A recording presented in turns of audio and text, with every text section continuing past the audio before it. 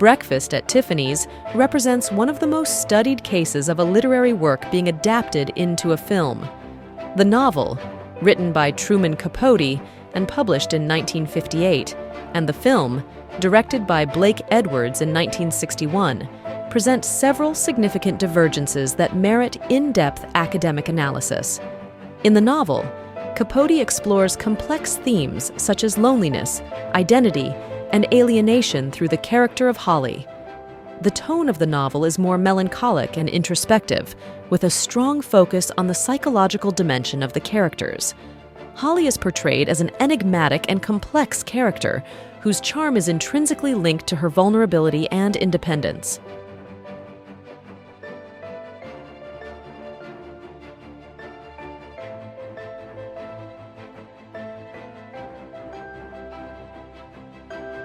Edwards' film, while retaining some of the original themes, opts for a lighter and more romantic tone. The character of Holly, played by Audrey Hepburn, is made more glamorous and less problematic, emphasizing her elegance and iconic style rather than her inner contradictions. The result is a more accessible work aimed at a wider audience, but it loses some of the psychological depth present in the novel.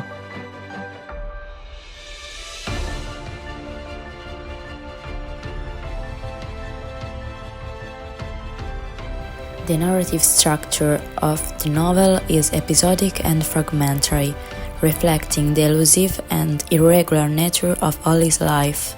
Capote employs a first-person narrator, a young unnamed writer who provides a limited and often ambiguous perspective on the events and characters.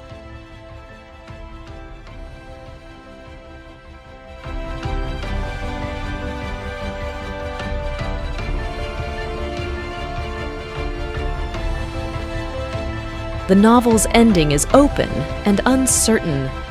Holly departs for an unknown destiny, leaving the narrator and readers with many unresolved questions about her future.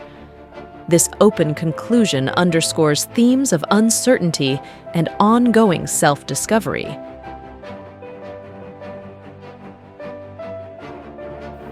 The film adaptation of Breakfast at Tiffany's represents a significant example of how different media can reinterpret the same story in substantially different ways. Both versions have had a lasting cultural impact, but for different reasons, highlighting the complexity and challenge of literary adaptation to film. The film opts for a more closed and optimistic ending.